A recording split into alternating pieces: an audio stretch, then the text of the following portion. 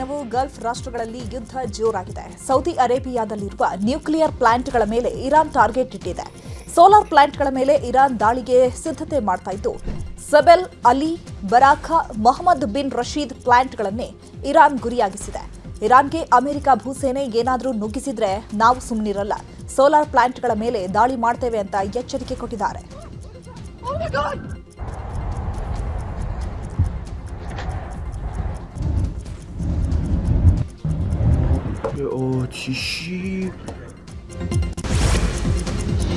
Hormuz ಜಲಸಂಧಿಯಲ್ಲಿ Thailand ಹಡಗಿನ ಮೇಲೆ Iran ದಾಳಿ ನಡೆಸಿದೆ. ಥಾಯ್ ಧ್ವಜ ಇದ್ದಂತಹ ಹಡಗಿನ ಮೇಲೆ ಕ್ಷಿಪಣಿಗಳಿಂದ ಅಟ್ಯಾಕ್ ಮಾಡಲಾಗಿದ್ದು, ಇರಾನ್ನ ಕೇಶ್ಕ್ ದ್ವೀಪದ ಬಳಿ ಇದ್ದಂತಹ ಹಡಗಿನ ಮೇಲೆ ಅಟ್ಯಾಕ್ ಆಗಿದೆ. ಮಯೂರಿ ನಾರಿ ಎಂಬ ಹಡಗಿನ ಮೇಲೆ ದಾಳಿಯಾಗಿರುವುದು, ಹಡಗಿನಲ್ಲಿದ್ದ ಸಿಬ್ಬಂದಿ ನಾಪತ್ತೆಯಾಗಿದ್ದಾರೆ.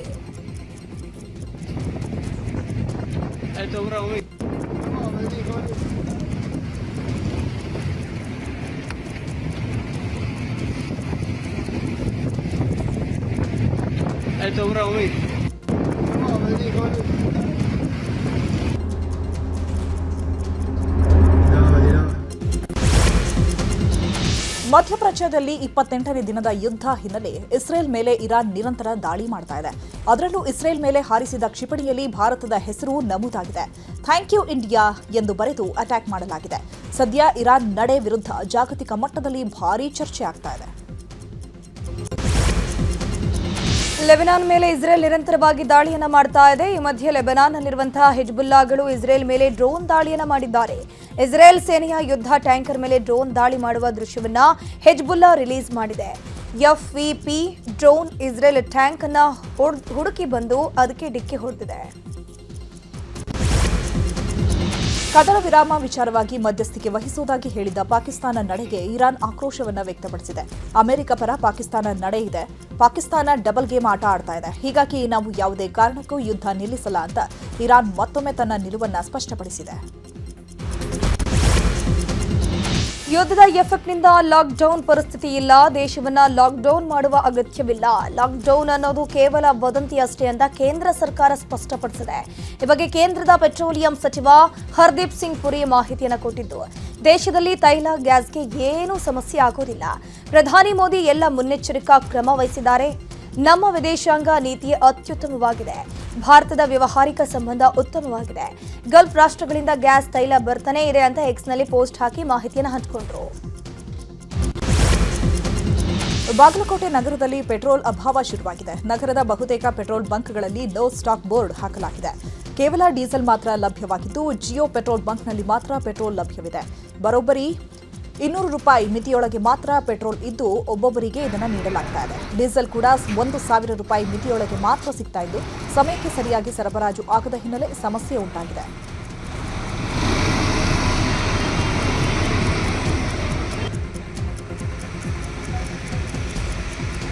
ಇನ್ನು ಕಲಬುರಗಿಯಲ್ಲಿ ತೈಲ ಅಭಾವ ವದಂತಿ ಹಿನ್ನೆಲೆ ಗ್ರಾಮೀಣ ಭಾಗದಲ್ಲಿ ಬ್ಯಾರೆಲ್ಗಳಲ್ಲಿ ಡೀಸೆಲ್, ಪೆಟ್ರೋಲ್ನ ಜನರು ತುಂಬಿಸಿಕೊಳ್ತಾ ಇದ್ದಾರೆ. ಪೆಟ್ರೋಲ್ ಬಂಕ್ಗಳಿಗೆ ಎತ್ತಿನ ಬಂಡಿಗಳಲ್ಲಿ ಬ್ಯಾರೆಲ್ ತಂದು ಪೆಟ್ರೋಲ್, ಡೀಸೆಲ್ನ ಜನರು ತುಂಬಿಸಿಕೊಳ್ತಿದ್ದಾರೆ.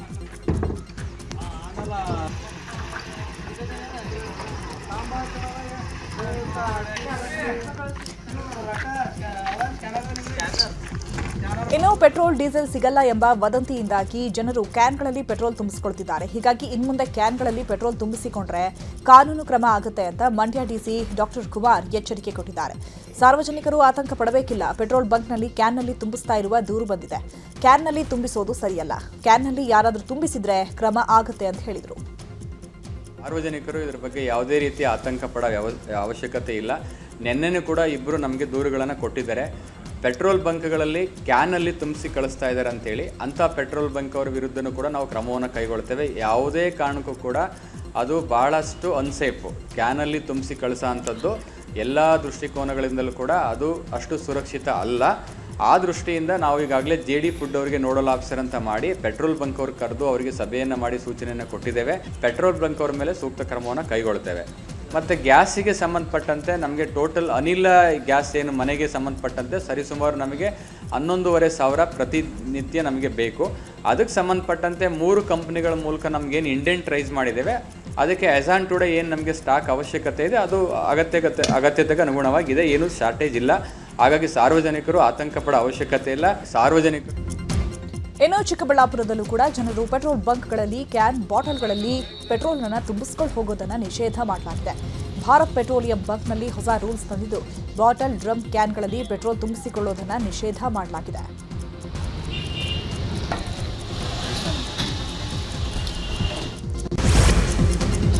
ಮಧ್ಯಪ್ರಾಚ್ಯ ಬಿಕ್ಕಟ್ಟಿನ ನಡುವೆ ದೇಶದ ಜನರಿಗೆ ಕೇಂದ್ರ ಸರ್ಕಾರವು ಗುಡ್ ನ್ಯೂಸ್ ಅನ್ನು ಕೊಟ್ಟಿದೆ. ಪೆಟ್ರೋಲ್, ಡೀಸೆಲ್ ಮೇಲಿನ ಅಬಕಾರಿ ಸುಂಕವನ್ನು ಕಡಿತಗೊಳಿಸಿದೆ.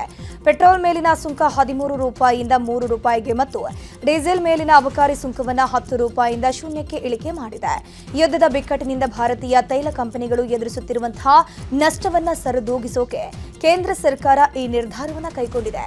ಆದರೆ ಇದರಿಂದ ಗ್ರಾಹಕರಿಗೆ ಯಾವುದೇ ಉಳಿತಾಯವಾಗುವುದಿಲ್ಲ. ಕೇಂದ್ರ ಸರ್ಕಾರ ತೈಲ ಬೆಲೆಯ ಅಬಕಾರಿ ಸುಂಕ ಇಳಿಸಿದ ವಿಚಾರವಾಗಿ ಡಿಸಿಎಂ ಡಿಕೆ ಶಿವಕುಮಾರ್ ರಿಯಾಕ್ಟ್ ಮಾಡಿದ್ದಾರೆ. ಈ ಬಗ್ಗೆ ಬೆಂಗಳೂರಲ್ಲಿ ಮಾತನಾಡಿದ ಅವರು, ಕೇಂದ್ರ ಸರ್ಕಾರ ನಮ್ಮನ್ನ ಕೊಲೆ ಮಾಡ್ತಾ ಇದೆ. ಎಲೆಕ್ಷನ್ಗಾಗಿ ತೈಲ ಬೆಲೆ ಕಡಿಮೆ ಮಾಡಿದೆ.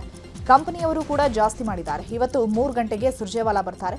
ನಾನು ಸಿಎಂ ಸುರ್ಜೇವಾಲಾ ಅವರು ರಾಜ್ಯದ ಜನರ ಮುಂದೆ ಈ ಬಗ್ಗೆ ಚರ್ಚೆ ಮಾಡ್ತೇವೆ.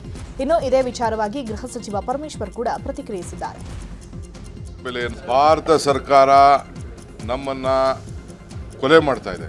ತೈಲ ಬೆಲೆಯನ್ನು ಜಾಸ್ತಿ ಮಾಡಿಬಿಟ್ಟು ಇವರು ಮಾಡ್ಕೋಬೇಕು, ಎಲೆಕ್ಷನ್ಗೋಸ್ಕರ ಮಾಡಿದ್ದಾರೆ. ಆದರೆ ನೈರಾ ಕಂಪ್ನಿಯವರು ಜಾಸ್ತಿ ಮಾಡಿದ್ದಾರೆ. ಇವತ್ತು 3:15 ಗಂಟೆಗೆ ಸುರ್ಜೇವಾಲಾ ಸಾಹೇಬರು ಬರ್ತಾ ಇದ್ದಾರೆ. ನಾನು CM ಸುರ್ಜೇವಾಲಾ ಆ ವಿಚಾರವನ್ನು ರಾಜ್ಯದ ಜನತೆಗೆ ಬೆಳಕನ್ನು ಚೆಲ್ತಾ ಇದ್ದೀವಿ. ಮುಖ್ಯಮಂತ್ರಿಗಳು, ಹಣಕಾಸಿನ ಸಚಿವರು ಅವರು ಈ ಎಲ್ಲ ಸಾಧಕ ಬಾಧಕಗಳನ್ನು ನೋಡಿ ತೀರ್ಮಾನ ತಗೊಳ್ತಾರೆ. ಒಂದು ವೇಳೆ ಕ್ಯಾಬಿನೆಟಲ್ಲಿ ಚರ್ಚೆ ಆಗಬೇಕು ಅಂತ ಹೇಳಿದ್ರೆ ಅದನ್ನು ಚರ್ಚೆ ಮಾಡ್ತೀವಿ. ಇಲ್ಲ ಮುಖ್ಯಮಂತ್ರಿಗಳೇ ಅವರ ಇಲಾಖೆಗೆ ಸಂಬಂಧಪಟ್ಟಂಥ ವಿಚಾರ ಆಗಿರೋದ್ರಿಂದ ಅವರು ಕೂಡ ನೀವು ಡಿಸಿಷನ್ ತಗೋಬೋದು, ಆಮೇಲೆ ರ್ಯಾಟಿಫೈ ಮಾಡ್ಕೋಬೋದು ಕ್ಯಾಬಿನೆಟಲ್ಲಿ. ಅವರಿಗೆ ಅಧಿಕಾರ ಇದೆ. ಮುಖ್ಯಮಂತ್ರಿ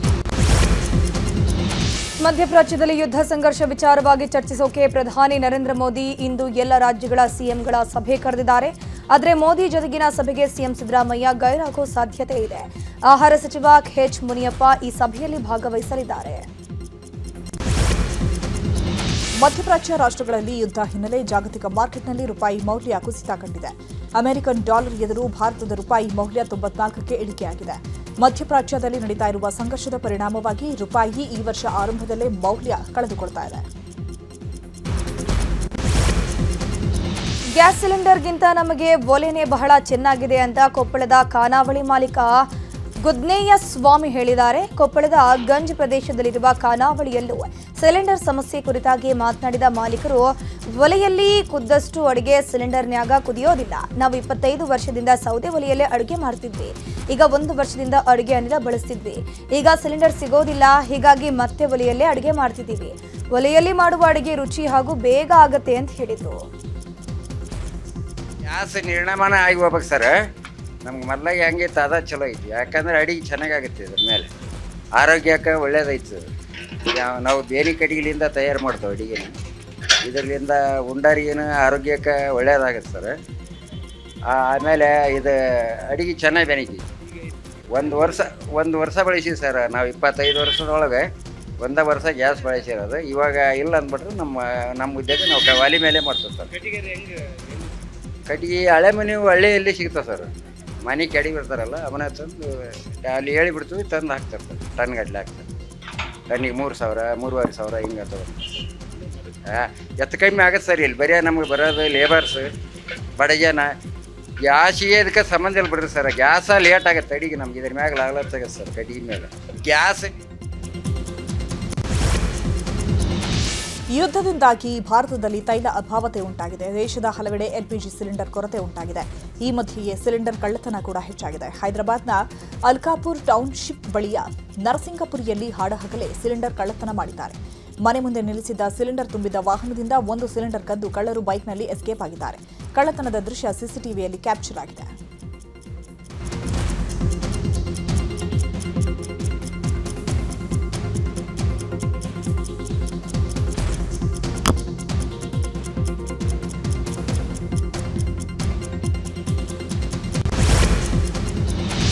ಇರಾನ್ ಮೇಲೆ ಅಮೆರಿಕ ಇಸ್ರೇಲ್ ಜಂಟಿ ದಾಳಿಯನ್ನ ಲಡಾಖ್ನ ಕಾರ್ಗಿಲ್ ನಗರದಲ್ಲಿರುವ ಜನರು ಖಂಡಿಸಿದ್ದಾರೆ. ಅಲ್ಲದೆ ಜಂಟಿ ದಾಳಿಯಿಂದಾಗಿ ತತ್ತರಿಸಿರುವ ಇರಾನ್ಗೆ ಕಾರ್ಗಿಲ್ ನಗರದ ನಿವಾಸಿಗಳು ಹಣ, ಚಿನ್ನಾಭರಣ, ದಿನಸಿ ಪದಾರ್ಥಗಳು, ಗೃಹ ಬಳಕೆ ವಸ್ತುಗಳನ್ನು ಇರಾನ್ಗೆ ರವಾನೆ ಮಾಡಿದ್ದಾರೆ.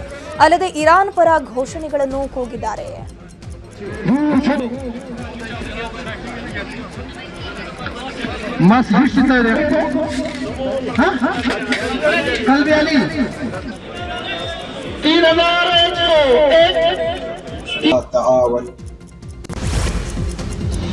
ಇರಾನ್ ಸರ್ವೋಚ್ಚ ನಾಯಕ ಅಯಾತುಲ್ಲಾ ಅಲಿ ಖಮೇನಿ ಹತ್ಯೆ ಖಂಡಿಸಿ ಜಮ್ಮು ಕಾಶ್ಮೀರದ ವಿಧಾನಸಭೆ ಕಲಾಪದಲ್ಲಿ ಪ್ರತಿಭಟನೆ ಮಾಡಲಾಗಿದೆ. ಎನ್ಸಿ ಶಾಸಕರು ಸದನದ ಒಳಗೆ ಖಮೇನಿ ಫೋಟೋ ಹಿಡಿದು ಹತ್ಯೆ ಖಂಡಿಸಿ ಪ್ರತಿಭಟನೆ ನಡೆಸಿದ್ದಾರೆ. ಬಳಿಕ ಸದನದ ಹೊರಗೆ ಬಂದು ಕೂಡ ಪ್ರತಿಭಟನೆ ಮುಂದುವರೆಸಿದ್ದು ಅಮೆರಿಕ ಇಸ್ರೇಲ್ ಜಂಟಿ ದಾಳಿಗೆ ಆಕ್ರೋಶ ವ್ಯಕ್ತಪಡಿಸಿದ್ದಾರೆ.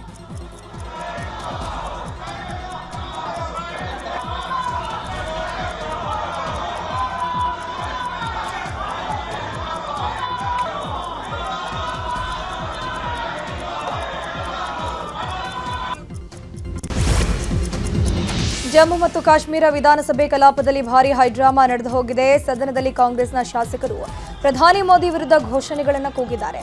ಈ ವೇಳೆ ಬಿಜೆಪಿಯ ಶಾಸಕರು ಇದಕ್ಕೆ ಆಕ್ಷೇಪ ವ್ಯಕ್ತಪಡಿಸಿದ್ದು ಗದ್ದಲ ಉಂಟಾಯಿತು. ಈ ವೇಳೆ ಬಿಜೆಪಿ ಶಾಸಕ ಯುದ್ವೀರ್ ಸೇಥಿ ರಾಹುಲ್ ಗಾಂಧಿಯನ್ನ ಪಪ್ಪು ಅಂತ ಕೂಗಿದ್ರು. ಇದನ್ನು ಖಂಡಿಸಿದ ಕಾಂಗ್ರೆಸ್ನ ಶಾಸಕ ಇರ್ಫಾನ್ ಹಫೀಜ್ ಲೋನ್ ಗಲಾಟೆಯನ್ನ ಮಾಡಿದ್ದು ಇಬ್ಬರು ಶಾಸಕರ ಮಧ್ಯೆ ವಾಗ್ವಾದವೇ ನಡೆದಿದ್ದು ಗದ್ದಲ ಹೆಚ್ಚಾಗಿದೆ. ಹೀಗಾಗಿ ಸ್ಪೀಕರ್ ಕೆಲಕಾಲ ಸದನವನ್ನ ಮುಂದೂಡಿಕೆ ಮಾಡಿದ್ದಾರೆ.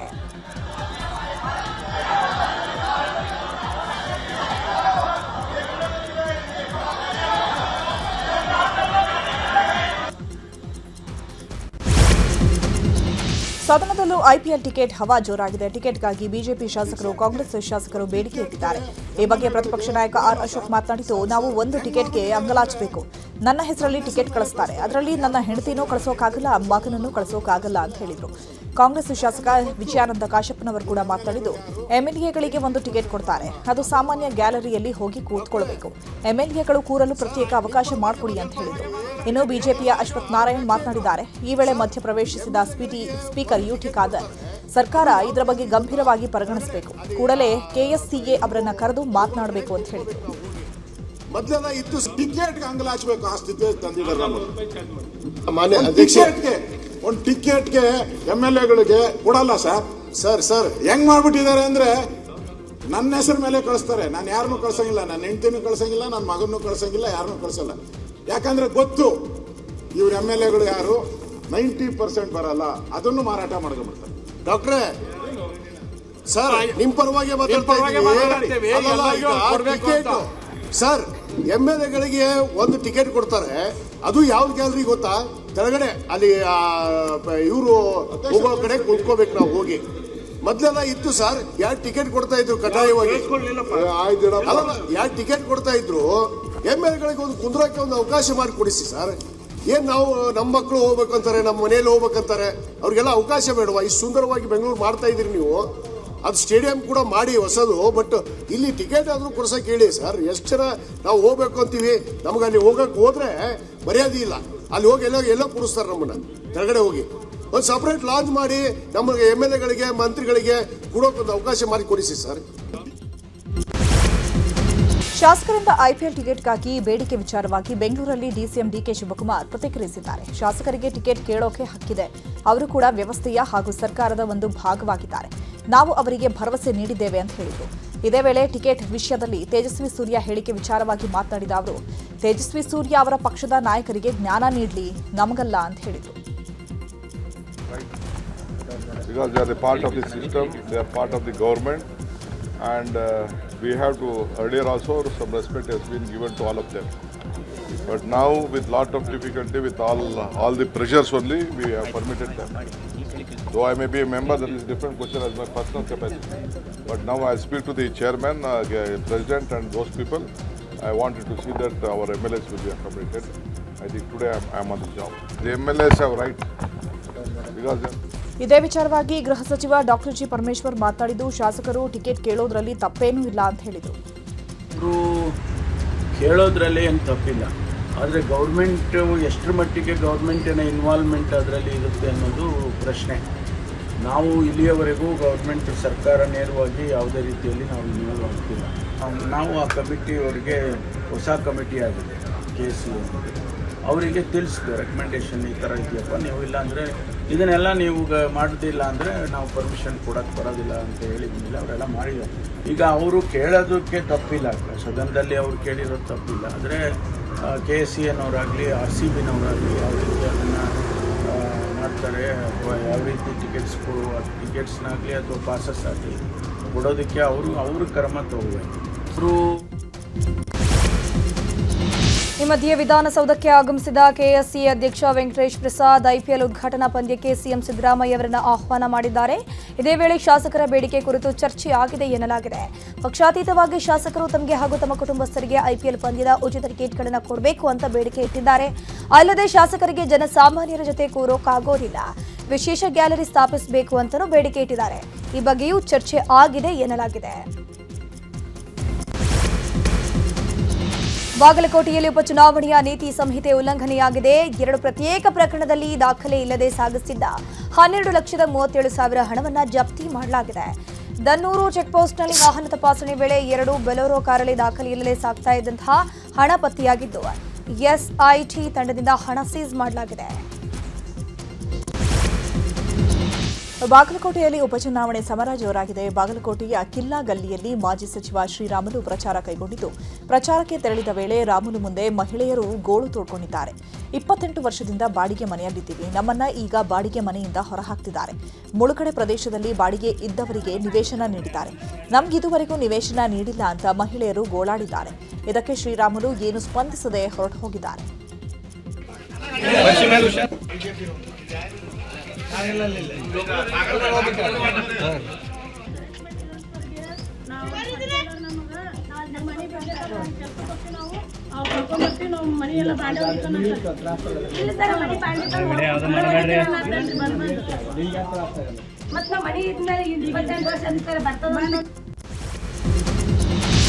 ಬೈ ಎಲೆಕ್ಷನ್ ಪ್ರಚಾರದ ಕಣಕ್ಕಿಳಿಯೋಕೆ ಬಿಜೆಪಿ ರೆಡಿಯಾಗಿದೆ. ಸ್ಟಾರ್ ಪ್ರಚಾರಕರ ಪಟ್ಟಿಗೆ ಎಲೆಕ್ಷನ್ ಕಮಿಷನ್ ಒಪ್ಪಿಗೆ ಕೊಟ್ಟಿದ್ದು ಮಾಜಿ ಸಿಎಂ BS ಯಡಿಯೂರಪ್ಪ, ಕೇಂದ್ರ ಸಚಿವ ಪ್ರಹ್ಲಾದ್ ಜೋಶಿ, ರಾಜ್ಯಾಧ್ಯಕ್ಷ BY ವಿಜಯೇಂದ್ರ, ರಾಜ್ಯ ಬಿಜೆಪಿ ಉಸ್ತುವಾರಿ ರಾಧಾ ಮೋಹನ್ ದಾಸ್ ಅಗರ್ವಾಲ್, ವಿಧಾನಸಭೆ ಪ್ರತಿಪಕ್ಷ ನಾಯಕ ಆರ್ ಅಶೋಕ್, ಛಲವಾದಿ ನಾರಾಯಣಸ್ವಾಮಿ, ಜೆಡಿಎಸ್ನಿಂದ ಕೇಂದ್ರ ಸಚಿವ HD ಕುಮಾರಸ್ವಾಮಿ, HD ರೇವಣ್ಣ, ಸಂಸದ ಮಲ್ಲೇಶ್ ಬಾಬು ಪ್ರಚಾರವನ್ನು ನಡೆಸಲಿದ್ದಾರೆ. ದಾವಣಗೆರೆ ದಕ್ಷಿಣ ಕ್ಷೇತ್ರದಲ್ಲಿ ಪೈಲ್ವಾನ್ ಸಾದಿಕ್ ಅವರ ಮನವೊಲಿಕೆ ವಿಫಲವಾಗಿದೆ. ಈ ಹಿನ್ನೆಲೆ ನ್ಯೂಸ್ 18 ಜೊತೆ ಶಾಸಕ ರಿಜ್ವಾನ್ ಅರ್ಷದ್ ಮಾತನಾಡಿದ್ದಾರೆ. ನಾವು ಅಲ್ಲಿ ತಲುಪಲು ತಡವಾಯಿತು, 3 ಗಂಟೆಯೊಳಗೆ ಹೋಗಬೇಕಾಗಿತ್ತು. ನಮ್ಮಿಂದಲೇ ಸ್ವಲ್ಪ ಲೋಪ ಆಗಿರಬಹುದು. ಮುಂಚಿತವಾಗಿ ಹೋಗಿದ್ರೆ ನಾಮಪತ್ರ ವಾಪಸ್ ಪಡಿತಾ ಇದ್ರು. ಈಗಲೂ ಕಾಂಗ್ರೆಸ್ ಅಭ್ಯರ್ಥಿಗೆ ಬೆಂಬಲ ಸೂಚಿಸುವ ವಿಶ್ವಾಸ ಇದೆ. ನಾನು ನಿರಂತರ ಸಂಪರ್ಕದಲ್ಲಿದ್ದೇನೆ. ನಾವೆಲ್ಲ ಕುಟುಂಬದ ಸದಸ್ಯರು. ಈಗಾಗಲೇ ಒಂದು ತೀರ್ಮಾನ ಆಗಿದೆ. ರಾಜಕಾರಣ ನಿಂತ ನೀರಲ್ಲ. ಪೈಲ್ವಾನ್ ಸಾದಿಕ್ ಕಾಂಗ್ರೆಸ್ ಬೆಂಬಲಿಸುತ್ತಾರೆ.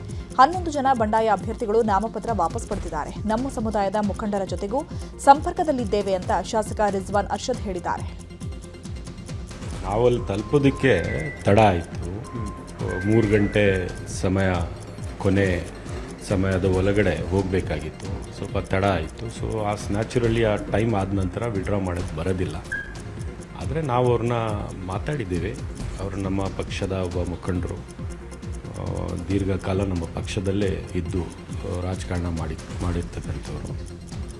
ಸೊ ಕಾಂಗ್ರೆಸ್ ಪಕ್ಷದ ಅಭ್ಯರ್ಥಿಗೆ ಅವರು ಬೆಂಬಲ ಸೂಚಿಸ್ತಾರೆ ಅಂತ ನನಗೆ ನಂಬಿಕೆ ಇದೆ. ಅಲ್ಲಿನ ಅಲ್ಪಸಂಖ್ಯಾತರು ಕಾಂಗ್ರೆಸ್ ಪರವಾಗಿ ಕಾಂಗ್ರೆಸ್ ಬೆಂಬಲಕ್ಕೆ ನಿಲ್ತಾರೆ ಅಂತ ನನಗೆ ವಿಶ್ವಾಸ ಇದೆ. ಪೈಲ್ವಾನ್ ಸಾದಿಕ್ ಅವರು ಕೂಡ ನಮ್ಮ ಜೊತೆಗಿರ್ತಾರೆ ಅಂತ ನನಗೆ ವಿಶ್ವಾಸ ಇದೆ. ನಾವು ದಾವಣಗೆರೆ ದಕ್ಷಿಣ ಕ್ಷೇತ್ರದಲ್ಲಿ ಕಾಂಗ್ರೆಸ್ಗೆ ಬಂಡಾಯ ಹಿನ್ನೆಲೆ ಗೃಹ ಸಚಿವ ಪರಮೇಶ್ವರ್ ಪ್ರತಿಕ್ರಿಯೆ ನೀಡಿದ್ದಾರೆ. ಚುನಾವಣೆಗಳಲ್ಲಿ ಬಂಡಾಯ ಮಾಮೂಲಿ, ನಾವು ಅದನ್ನೆಲ್ಲ ಪರಿಹರಿಸಿಕೊಂಡು ಹೋಗ್ತೇವೆ. ಎಲ್ಲ ಪಕ್ಷಗಳಲ್ಲೂ ಬಂಡಾಯ ಇದ್ದೇ ಇರುತ್ತೆ ಅಂತ ಹೇಳಿದರು. ನಡೀತಾ ಇರುತ್ತೆ. ಚುನಾವಣೆಯಲ್ಲಿ ಬೇಕಾದಂಗೆ ನಮ್ಮ ಪಕ್ಷದವರು ಬಂಡಾಯವಾಗಿ ನಿಲ್ತಾರೆ, ಬೇರೆ ಪಕ್ಷದವರು ಅವ್ರವ್ರ ಪಕ್ಷದವರು. ಈಗ BJPಯಲ್ಲಿ ಬಂಡಾಯ ಇಲ್ವಾ, ಆ ಥರ ನಿಲ್ತಾರೆ. ನಾವು ಅದನ್ನೆಲ್ಲ ಸಾಲ್ವ್ ಮಾಡಿಕೊಂಡೇ ಹೋಗ್ತೀವಿ. ಜನ ಅದನ್ನೆಲ್ಲ ನೋಡಿ ತೀರ್ಮಾನ ಮಾಡ್ತಾರೆ. ಈಗ ಮಾಮೂಲಿ ನಡೀತಾ ಇರುತ್ತೆ. ಚುನಾವಣೆಯಲ್ಲಿ ಬೇಕಾದಂಗೆ ನಮ್ಮ ಪಕ್ಷದವರು ಬಂಡಾಯವಾಗಿ ನಿಲ್ತಾರೆ, ಬೇರೆ ಪಕ್ಷದವರು ಅವ್ರವ್ರ ಪಕ್ಷದವರು. ಈಗ BJPಯಲ್ಲಿ ಬಂಡಾಯ ಇಲ್ವಾ, ಆ ಥರ ನಿಲ್ತಾರೆ. ನಾವು ಅದನ್ನೆಲ್ಲ ಸಾಲ್ವ್ ಮಾಡಿಕೊಂಡೇ ಹೋಗ್ತೀವಿ. ಜನ ಅದನ್ನೆಲ್ಲ ನೋಡಿ ತೀರ್ಮಾನ ಮಾಡ್ತಾರೆ. ದಾವಣಗೆರೆ ದಕ್ಷಿಣ ಉಪಚುನಾವಣೆಯಲ್ಲಿ ಬಿಜೆಪಿ ಅಬ್ಬರದ ಪ್ರಚಾರ ನಡೆಸಿದೆ. ಇಂದು ರಾಮನವಮಿ ಹಿನ್ನೆಲೆಯಲ್ಲಿ ಬಿಜೆಪಿ ಅಭ್ಯರ್ಥಿ ಶ್ರೀನಿವಾಸ ದಾಸ ಕರಿಯಪ್ಪ ಜಯದೇವ ಸರ್ಕಲ್ನಲ್ಲಿರುವ ಶ್ರೀರಾಮನ ದೇವಸ್ಥಾನದಲ್ಲಿ ಪೂಜೆ ಸಲ್ಲಿಸಿ ಪ್ರಚಾರವನ್ನು ಮಾಡಿದರು. ಕೆಬಿ ಬಡಾವಣೆ, ಲಾಯರ್ ರಸ್ತೆ ಸೇರಿದಂತೆ ಕೆಲ ಕಡೆ ಪ್ರಚಾರವನ್ನು ಮಾಡಿದರು.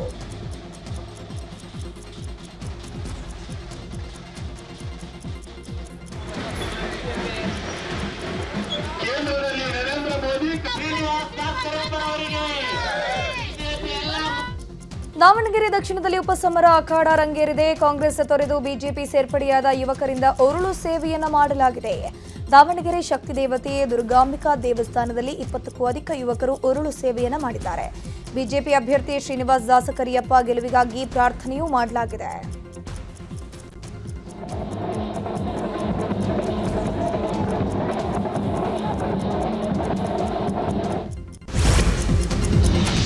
ಮೂಲ ಸೌಕರ್ಯಗಳೇ ಇಲ್ಲದೆ ಅಲೆಮಾರಿ ಕುಟುಂಬ ಪರದಾಡ್ತಿದ್ದಾರೆ. ಚಿತ್ರದುರ್ಗ ಜಿಲ್ಲೆಯ ಮೊಳಕಾಲ್ಮೂರು ಕ್ಷೇತ್ರದ ನಾಯಕನಹಟ್ಟಿಯ 50ಕ್ಕೂ ಹೆಚ್ಚು ಅಲೆಮಾರಿ ಕುಟುಂಬಗಳಿಗೆ ಮನೆಗಳೇ ಇಲ್ಲ. 30 ವರ್ಷಗಳಿಂದ ನಾಯಕನಹಟ್ಟಿಯಲ್ಲಿ ವಾಸವಾಗಿರುವ ಈ ಕುಟುಂಬಗಳು ಜೋಪಡಿಯಲ್ಲೇ ಬದುಕು ಸವಿಸುತ್ತಿದ್ದಾರೆ. ವಾಸಕ್ಕೆ ಸೂರಿಲ್ಲ, ಕರೆಂಟ್ ಇಲ್ಲ, ಕುಡಿಯಲು ನೀರೂ ಇಲ್ಲ. ಇರೋದಕ್ಕೆ ಒಂದು ಮನೆ ಕಟ್ಕೊಡ್ಬೇಕು ಅಂತ ಹೇಳಿ ಸರ್ಕಾರಕ್ಕೆ ಈ ಕುಟುಂಬಗಳು ಆಗ್ರಹಿಸಿವೆ. 40 ವರ್ಷಲಿದ್ದ ಬರೀ ಓಟ್ ಒಂದು ಇಸ್ಕೊಂಡು ಹೋಗ್ತಾರೆ ಹೊರತುವಾಗಿ ನಮಗೊಂದು ಜಾಗ ಇಲ್ಲ, ಒಂದು ಸೈಟ್ ಇಲ್ಲ, ಒಂದು ಓದೋ ಮಕ್ಕಳಿಗೆ ಸಲಕರಣೆ ಇಲ್ಲ, ಒಂದು ಯಾತ್ಯಾತವ್ರಿಗೆ ಒಂದು 2 ಮಂಡಿ ಸಂಬಳ ಇಲ್ಲ. ಮನೆ ಮಾಟ ಮಾಡ್ತೀವಿ ಅಂತಾರೆ, ಗಾಡ ಬಂದು ಓಟ್ ಹಾಕ್ಸ್ಕೊಂಡು ಹೋಗ್ತಾರೆ. ಪುಣ್ಯಾತ್ಮ ಇವಾಗ ಒಂದು 5 ವರ್ಷದ ಮುಂದೆ ನೇರ್ಲಕುಂಟೆ ತಿಪ್ಪೇಸ್ವಾಮಿ ಮಾತ್ರ ನೀರು ಹಾಕಿ ಕರೆಂಟ್ ಮಾಡಿ ಕೊಟ್ಟು ಹೋಗಿದ್ದು ನೋಡಿ ಕೆಳಗೆ. ಅಲ್ಲಿದ್ದ ಇಲ್ಲಿಗೆ ತಂದು ಹಾಕಿದವ್ರು ಒಬ್ಬರು ಮಿಸ್ಕಾಡಿಲ್ಲ. ಇವಾಗ ಬರ್ತೀವಿ, ಆವಾಗ ಬರ್ತೀವಿ, ಅಲ್ಲಿ ತೋರಿಸ್ತೀವಿ, ಇಲ್ಲಿ ತೋರಿಸ್ತೀವಿ, ಎಲ್ಲಿ ತೋರಿಸಿಲ್ಲ. ಇನ್ನು ನಾವು ಏನು ಬೇಕಂತ ಹೇಳ್ತೀವಿ ಅಂದರೆ ನಮ್ಗೆ ಇರೋಕ್ಕೆ ಜಾಗ ಬೇಕು, ಗೌರ್ಮೆಂಟ್ಲಿಂದ ಸೌಕರ್ಯ ಬೇಕು, ಮನೆ ಕೊಟ್ಟು ಕಳಿಸ್ಬೇಕು, ನಮ್ಮ ಕರೆಂಟ್ ವ್ಯವಸ್ಥೆ ಆಗಬೇಕು, ನೀರಿನ ವ್ಯವಸ್ಥೆ ಆಗಬೇಕು. ಅಷ್ಟೇ ನಾವು 3 ಐಟಮ್ ನಮ್ಗೆ ಬೇಕಾಗಿತ್ತು ಹುಡುಗರದು. ರಿಕಿರೈ ಕಾರ್ ಡ್ರಿಫ್ಟಿಂಗ್ ಮಾಡಿದ್ದು ಒಂದ್ ಕಡೆ ಮಾತ್ರ ಅಲ್ಲ, ಕುಂಬಳೆ ಸರ್ಕಲ್ ಬಳಿಕ ಕಬ್ಬನ್ ಸರ್ಕಲ್ನಲ್ಲೂ ಕಾರ್ ಡ್ರಿಫ್ಟಿಂಗ್ ಮಾಡಿದ್ದಾರೆ. ಹೀಗಾಗಿ ಪೊಲೀಸರು ಇನ್ನೊಂದು ಕೇಸ್ ಹಾಕೋಕ್ ಮುಂದಾಗಿದ್ದಾರೆ. ಇದರ ಜೊತೆಗೆ ಇಡೀ ಪ್ರಕರಣಕ್ಕೆ ಮತ್ತೊಂದು ಟ್ವಿಸ್ಟ್ ಸಿಕ್ಕಿದ್ದು, ರಿಕಿರೈ ವಂಚನೆ ಕೇಸ್ ಕೂಡ ದಾಖಲು ಮಾಡಲಾಗಿದೆ. ದೆಹಲಿಯಲ್ಲಿ ಕಾರ್ ಖರೀದಿಸಿದ ಮೇಲೆ ರಿಜಿಸ್ಟರ್ ಮಾಡಿಸಿಲ್ಲ. ಆರ್ಟಿಒ ಹರಾಜಿನಲ್ಲಿ ಫ್ಯಾನ್ಸಿ ನಂಬರ್ ಖರೀದಿ ಮಾಡಲಾಗಿತ್ತು, ಆದರೆ ಕಾರು ಖರೀದಿಸಿದ ಮೇಲೆ ರಿಜಿಸ್ಟರ್ ಮಾಡಿಲ್ಲ. ಟ್ಯಾಕ್ಸ್ ಕಟ್ಟದೆ ಕಾರಿಗೆ ನಂಬರ್ ಪ್ಲೇಟ್ ಅಳವಡಿಕೆ ಮಾಡಿದ್ದು ಸರ್ಕಾರಕ್ಕೆ ತೆರಿಗೆ ವಂಚನೆ ಮಾಡಿದ ಹಿನ್ನೆಲೆ ಕಬ್ಬನ್ ಪಾರ್ಕ್ ಸಂಚಾರಿ ಠಾಣೆಯಲ್ಲಿ ಕೇಸ್ ದಾಖಲಾಗಿದೆ. ಇನ್ನು ಇದೇ ವಿಚಾರವಾಗಿ ಜಂಟಿ ಪೊಲೀಸ್ ಆಯುಕ್ತ ಕಾರ್ತಿಕ್ ರೆಡ್ಡಿ ಕೂಡ ಪ್ರತಿಕ್ರಿಯಿಸಿದ್ದಾರೆ. ಡ್ರಿಫ್ಟಿಂಗ್ ಪ್ರಕರಣದಲ್ಲಿ ನಾವು ವೆಹಿಕಲ್ ನಂಬರ್ನ ನಾವು ಪರಿಶೀಲನೆ ಮಾಡಿದಾಗ RTOಗೆ ನಾವು ಒಂದು ಲೆಟರ್ ಬರೆದಿದ್ವಿ. ಪ್ರಸ್ತುತ ಆ್ಯಕ್ಚುಲಿ ಆ ವೆಹಿಕಲ್ಲು ಒಂದು DL ರಿಜಿಸ್ಟರ್ಡ್ ವೆಹಿಕಲ್. ಅದು ಇಲ್ಲಿ ರಿಕಿ ರಾಯ್ ಅನ್ನೋರಿಗೆ ಅವರು ಅದನ್ನ ಮಾರಾಟ ಮಾಡಿರ್ತಾರೆ. RTO ಅವರು ಕಳೆದ ಅಕ್ಟೋಬರಲ್ಲಿ ಅವರು ವಿತೌಟ್ ಇಲ್ಲಿ ರೋಡ್ ಟ್ಯಾಕ್ಸ್ ಕಟ್ತೀರಾ ಚಲಾವಣೆ ಮಾಡ್ತಿದ್ದಾರೆ ಅಂತೇಳಿ ಸುಮಾರು 35 ಲಕ್ಷ ದಂಡ ಹಾಕಿದ್ದಾರೆ ಅಂತ RTO ಅವರು ರಿಪ್ಲೈ ಕೊಟ್ಟಿದ್ದಾರೆ. ಮತ್ತೆ ಇದೇ ವರ್ಷ ಎಸ್ಎಸ್ಎಲ್ಸಿ ಹಿಂದಿ ಪರೀಕ್ಷೆ ಬ್ಯಾನ್ಗೆ ಕನ್ನಡ ಪರ ಸಂಘಟನೆಗಳು ಒತ್ತಾಯಿಸಿವೆ. ಕರವೇ ಶಿವರಾಮೇಗೌಡ, ಸಾರಾ ಗೋವಿಂದ್ ನೇತೃತ್ವದಲ್ಲಿ ಕನ್ನಡ ಪರ ಸಂಘಟನೆಯ ಕಾರ್ಯಕರ್ತರು ಸಚಿವ ಮಧು ಬಂಗಾರಪ್ಪ ಅವರನ್ನು ಭೇಟಿ ಮಾಡಿದ್ದಾರೆ. ಮಾರ್ಚ್ 31ರಂದು ಎಸ್ಎಸ್ಎಲ್ಸಿ ಹಿಂದಿ ಪರೀಕ್ಷೆ ನಡೆಯಲಿದ್ದು ಈ ಪರೀಕ್ಷೆಯನ್ನು ರದ್ದು ಮಾಡಿ, ಇಲ್ಲವಾದರೆ ಮಾರ್ಚ್ 31ರಂದು ಹಿಂದಿ ಪರೀಕ್ಷಾ ಕೇಂದ್ರಕ್ಕೆ ನುಗ್ಗಿ ಪರೀಕ್ಷೆಯನ್ನು ತಡಿತೀವಿ ಅಂತ ಎಚ್ಚರಿಕೆ ಕೊಟ್ಟಿದ್ದಾರೆ. ಇನ್ನು ಕನ್ನಡ ಸಂಘಟನೆ ಎಚ್ಚರಿಕೆ ಹಿನ್ನೆಲೆ ಅಲರ್ಟ್ ಆದ ಶಿಕ್ಷಣ ಇಲಾಖೆ ಪರೀಕ್ಷೆ ದಿನ ಪೊಲೀಸ್ ಭದ್ರತೆ ಪಡೆಯಲು ಶಾಲಾ ಪರೀಕ್ಷಾ ಮಂಡಳಿ ಮುಂದಾಗಿದೆ. ಕರ್ನಾಟಕ ಶಾಲಾ ಪರೀಕ್ಷೆ ಮತ್ತು ಮೌಲ್ಯ ನಿರ್ಣಯ ಮಂಡಳಿಯಿಂದ ಪೊಲೀಸ್ ಭದ್ರತೆ ನೀಡುವಂತೆ ಸರ್ಕಾರಕ್ಕೆ ಮನವಿ ಮಾಡಿದೆ. ಯಕ್ಷಗಾನದ ಮಧ್ಯೆ ಪ್ರೇಕ್ಷಕರಿಗೆ ಕಲಾವಿದ ಕ್ಲಾಸ್ ತೆಗೆದುಕೊಂಡ ಘಟನೆಯಾಗಿದೆ. ಉಡುಪಿಯ ಕುಂದಾಪುರದ ಹೆನ್ನ ಬೈಲಿನಲ್ಲಿ ಯಕ್ಷಗಾನ ಪ್ರದರ್ಶನ ನಡೀತಾ ಇತ್ತು. ಯಕ್ಷಗಾನ ಭಾಗವತಿಕೆ ವೇಳೆ ಪ್ರೇಕ್ಷಕರು ಶಿಳ್ಳೆ ಹಾಕಿದ್ದಾರೆ. ಪ್ರೇಕ್ಷಕರ ವರ್ತನೆಗೆ ಹಿರಿಯ ಯಕ್ಷಗಾನ ಕಲಾವಿದ ಅಶೋಕ್ ಭಟ್ ಉಜಿರೆ ಆಕ್ರೋಶಗೊಂಡು ಶಿಳ್ಳೆ ಹಾಕಿ ಸೌಜನ್ಯ ಮೆರಿಬೇಡಿ, ನಿಮ್ಮಂತಹ ಪ್ರೇಕ್ಷಕರ ಅಗತ್ಯ ಇಲ್ಲ ಅಂತ ತರಾಟೆಗೆ ತೆಗೆದುಕೊಂಡಿದ್ದಾರೆ. ಇದೀಗ ಕಲಾವಿದನ ವರ್ತನೆಗೆ ಭಾರೀ ವಿರೋಧ ವ್ಯಕ್ತವಾಗ್ತಾ ಇದೆ. ಇವತ್ತು ದೇಶಾದ್ಯಂತ ರಾಮನವಮಿ ಅದ್ದೂರಿಯಾಗಿ ಆಚರಿಸಲಾಗುತ್ತಿದೆ. ಇದೇ ವೇಳೆ ಉತ್ತರ ಪ್ರದೇಶದ ಅಯೋಧ್ಯೆ ರಾಮ ಮಂದಿರದಲ್ಲಿ ಬಾಲರಾಮನಿಗೆ ವಿಶೇಷ ಪೂಜೆ ಮಾಡಲಾಗಿದೆ. ಶ್ರೀರಾಮನ ಮೂರ್ತಿ ಮೇಲೆ ಸೂರ್ಯ ತಿಲಕ ಮೂಡಿದ್ದು ಭಕ್ತರು ಕಣ್ತುಂಬಿಕೊಂಡಿದ್ದಾರೆ. ಶ್ರೀರಾಮನವಮಿ ಹಿನ್ನೆಲೆ ಉತ್ತರ ಪ್ರದೇಶದ ಮೊರಾದಾಬಾದ್ನಲ್ಲಿ ವಿದ್ಯಾರ್ಥಿಗಳು ಶ್ರೀರಾಮನ ಬೃಹತ್ ಚಿತ್ರ ಬಿಡಿಸಿ ಶ್ರೀರಾಮನವಮಿ ಹಬ್ಬ ಆಚರಣೆ ಮಾಡಿದ್ದಾರೆ. ಹುಬ್ಬಳ್ಳಿಯ ಹಳೆ ಹುಬ್ಬಳ್ಳಿ ಪಾಂಚಾರ ಪೋಳದಲ್ಲಿ ರಾಮನವಮಿಯನ್ನ ಅದ್ದೂರಿಯಾಗಿ ಆಚರಣೆ ಮಾಡಲಾಗಿದೆ. ಶ್ರೀರಾಮ ಸೇನೆಯಿಂದ ರಾಮನವಮಿ ಆಚರಿಸಲಾಗಿದ್ದು ಗೋಪೂಜೆ ಮತ್ತು ಶ್ರೀರಾಮ ತಾರಕ ಹೋಮ ನೆರವೇರಿಸಲಾಗಿದೆ. ಇದೇ ವೇಳೆ ಅಯೋಧ್ಯೆ ಕರಸೇವಕರಿಗೆ ಸನ್ಮಾನ ಮಾಡಲಾಗಿದೆ.